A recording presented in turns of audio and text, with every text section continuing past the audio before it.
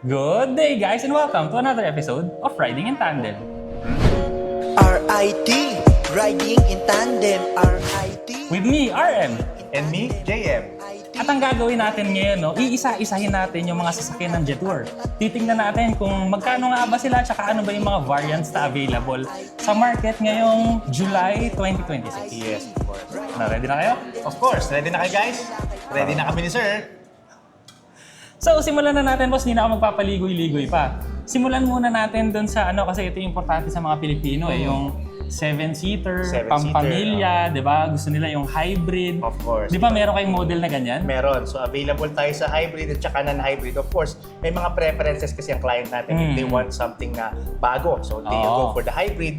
If gusto naman nila yung pure gasoline, still, meron pa rin po kami. Okay. So, ano ba yung model nyo, boss, na 7-seater For na the 7-seater, guys, so meron tayong X70. So, we have two variants as of the moment. We call it the X70 Plus. That's pure gasoline. Okay. Now, kung gusto mo naman na 7-seater, pero hybrid, plug-in hybrid, you can go for the Jetour X70 Lightning IDM. Yan ang gusto ko, boss. Kasi yan yung dual motor, di ba? Yes, yes. Kasi pwede kang mag-gas, tsaka pwede kang mag-charge para mas tipid ka sa running cost, no?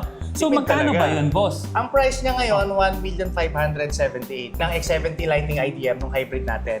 1,578,000. 1.57. Wait lang, boss, ha?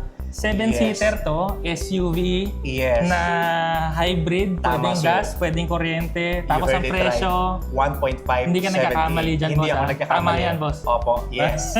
Sobrang So, sulit nun, boss. Kasi yes. di ba, sakay mo yung buong pamilya mo, pang long distance, pwede. Exactly. Short distance, napagaling 1.5 million. So ano pa yung mga ibang variants ng X70, boss? Sa ngayon, sir, yung X70 IDM, ang isang naiiwan niya na lang na variant na available natin, yung X70 Plus. Okay. That's the pure gasoline naman. Ang engine Okay. is 1.5 turbo, so available pa rin naman po yan sa mga Okay. dealerships natin. So magkano naman yung ganun, boss? 1.499 naman. Hindi naman sila masyado nagkakalayo ng price.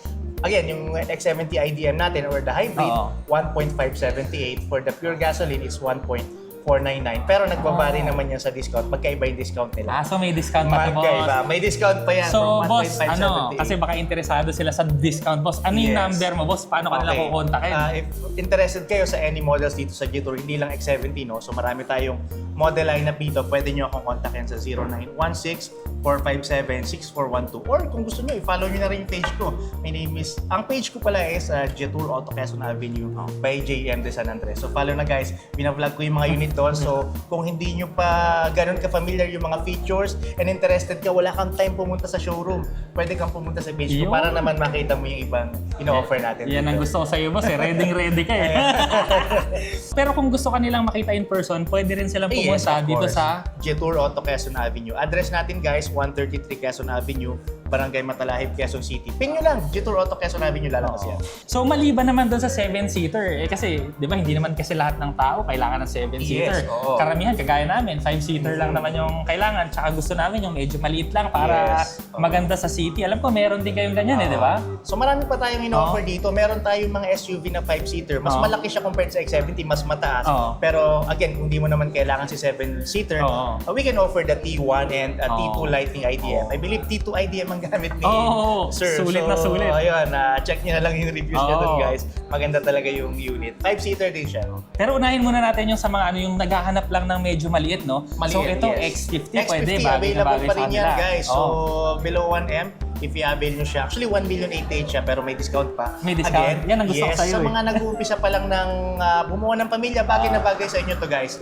Dahil, syempre, kung gusto nyo i-cash, may discount tayo na malaki. Kung gusto nyo rin i-apply ng financing, nasa around 20 plus lang ang monthly niya. For 5 years. Okay. So, very affordable siya for you guys. At saka napakaganda niyan kasi nung tinest drive ko siya, napakasaya niyang gamitin kasi naka-turbo rin siya, 1.5, turbo. tapos naka-wet DCT, tama? Wet, 6-speed wet type TCT. 154 horsepower, guys. Malakas na yun, guys. So, kung gusto nyo makita yung unit po tayo dito, guys. Yung size kasi niya, di ba, tamang-tama Yes, lang. tamang-tama lang. Pang Compact city. crossover, gano'n. Pero yung ground clearance niya maganda rin. Ayun, pag tinitingnan ko ngayon, ang taas din. So, 180 millimeters to be exact. Yung ground clearance niya. Imagine Maganda. So, hindi ka, alam mo naman sa atin, puro lubak, sir, di ba? Lubak so, sa baha. Lubak, baha. So, decente yung kanyang stance, yung tayo, yung tinding niya, maganda. Pero pagka gusto mo naman ng mas maganda, no, ito talaga dati ko pa itong nakikita eh. Kasi mukhang ano, yung mamahalin talaga. Yes, mukhang sports car. Oo, ito. Medyo European and of course, medyo may hawig siya sa mga sports car na well-known. Oo. So, but of course, syempre, ang price nito is affordable lang. And ang maganda sa kanya, ang nagre-range lang to around 1.2 yung price niya. Pero take note guys, we're referring to the dashing guys. That's a 1.5 turbo, gasoline engine din siya. Same with the X50. Pero mas premium yung itsura, mas malaki yung cabin, mas advanced yung tech and features niya. Syempre, mas pogi talaga yung sasakyan. Pero this time, 960K yung promo price niya. Teka, Yes. tama ba yan, boss? 960K? Yes, oo. Ganyan kalaking SUV, 960,000 ngayon? Oo. So, ayun guys, limited offer lang to, limited stock. So, if interested kayo, Jetour dashing, search nyo, napakaganda guys. Oo, napakaganda niyan. Head turner siya. Yes. At saka mas malaki to kaysa sa X50. Mas malaki sa X50, mas Oo. premium. Yung pinto niya, guys, yung tinatawag natin na invisible door sensing handle, ano siya, level siya sa pinto. Oo. So maganda talaga. So syempre, wag naman natin kalimutan no, yung sasakyan namin, Jetour Yes, T2 of course, Lightning syempre. IDM. So yung Jetour T2 Lightning IDM kasi kung gusto niyo ng rugged na talaga. mataas, yung pogi, yung kagaya ni Sir. O, smile ka nga daw dyan, Sir. Yeah. Mas pogi si Sir. Anyway. Ayun. So, kung yun naman yung hanap nyo, no, at saka kung kailangan nyo ng 4x4, so may mga dalawang version kasi yung Yes. T2. So, meron siya ng gas na 2 liter at saka meron siya ng IDM. So, yes. simulan natin, boss, dun sa gas na 4x4. Yes, opo. So, dalawa po yung version natin sa T2, unlike T1 na hybrid lang. Sa T2, meron tayong pure gasoline 2.0, tama po yun. 4x4 po yung drivetrain niya. Now, for the IDM naman or hybrid, ang nilabas natin sa Pilipinas sir, is yung 4x2 or front-wheel drive lang. At 1.5 naman yung turbo niya. But of course, since hybrid ito, may electric power na rin siya. When it comes to torque and HP, pihamak na mas mataas yung sa IDM. Pero if you're looking for something na magagamit nyo sa mga adventures, baha, not really baha, no? Yung mga bato-bato, nagka-camping kayo, mas suitable siguro for you yung 4x4 natin, yung 2.0 engine ng T2. Available po yan both guys. Ang price niya is 2,488,000 for the hybrid. For the non-hybrid naman, 2.498 po. Okay, so covered no kung kagaya ko na gusto yung pogi pero matipid, eh di meron IDM. Yes, of pero course. kung performer talaga sa off-road, off-road. yun nga yung XWD, yung T2 na gas. Okay. So ngayon boss, kasi ako gustong-gusto ko talaga yung T2 eh.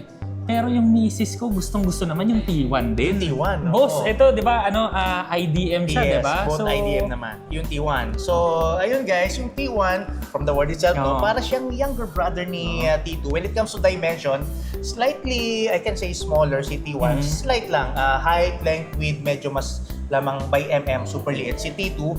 But ang pinaka-main difference niya siguro is yung itsura niya na mas boxy kay T2, mas rugged. Ito naman si T1, mas mukhang, I can say, mas executive yung dating. Mas formal for me. Tapos, though both naman silang equipped ng 1.5 turbo engine, magkaiba naman yung total output nila sa horsepower and torque. So, si T2 is mas nakafocus on performance, while si T1 IDM is mas nakafocus naman sa efficiency. I'm not saying na hindi matipid si T2. Hybrid po yan. Pero, syempre, mas matipid si T1. It uses 1 DHT, yung dedicated hybrid transmission. For the T2 naman, it uses 3 DHT. So, mas nakafocus siya on overall power performance. So, ang tanong boss, magkano naman siya? Magkano? Si T1 guys, ang price niya is 1.898 and currently, meron pa rin tayong discount. So, May discount ulit? Meron. Boss, sabihin mo nga ulit yung Yes. number mo. So guys, ang number natin, ang number ko is 0916-457-6412. Take note guys, ang discount kasi hindi siya fixed eh. Maybe mapanood mo to ibang month na. But currently, July, ang discount natin for T1 is 50K po. So, punta na Wait, kayo. 50K? 50K, yes. So, Teka lang, nakakailang post na ako dito Ayos yes. Okay. So boss, meron din kasi yung iba yung naghahanap sila ng mas special boss eh. Alam ko yung T1 at Yes. saka T2 meron silang parang mga special edition. Meron sila mga special variant na kung saan equipped na sila with accessories.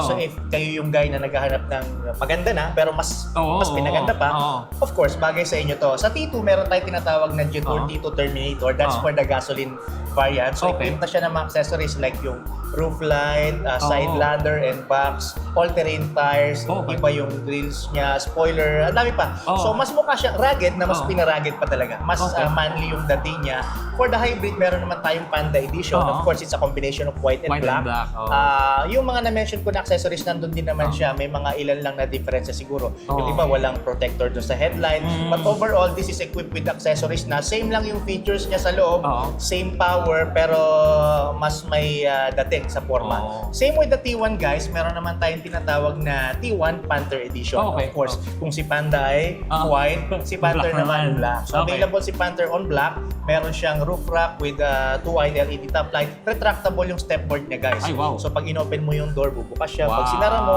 sasara. Mas naging premium siya overall sa itsura. Pero specs wise, same naman sila. Of course, all-terrain din yung tires niya. Oh, ang tanong boss, magkano? Magkano? Si T1 IDM guys na Panther Edition is 2,098,000. Konting diferensyo lang, pero ang daming 200K accessories. difference. Yes, Oh, marami okay. din nadagdag sa kanya. For the Panda Edition naman, it's 2,888,000. Of course, may mga discount pa yan Oh. guys. So punta lang kayo sa mga respective dealerships nyo or dito sa Quezon Avenue. Mas maganda din sa Quezon Ave, no? Of course, Hanapin yung Sir syempre, J. yes. So Sir J, maraming salamat, Maraming sa salamat, pagtulong mo Sir sa amin. Pagka mga kailangan nyo ng any Jetour, Yes. ayan, alam nyo na. Ay, ito, lalagay ulit natin yung number dito para talaga Yeah. kitang-kita nyo. So maraming salamat sa panonood. Sana nag-enjoy kayo sa video na to. Next video na! Comment nga pala kayo kung nagustuhan nyo to kasi pwede tayong gumawa pa ng mas maraming mga price list video. Salamat! Thank you guys. Tandem, siksik na impormasyon mula kay RM at Elaine. RIT, riding in tandem. RIT, riding in tandem. RIT, riding in tandem. Siksik na impormasyon mula kay RM at Elaine. RIT, riding in tandem.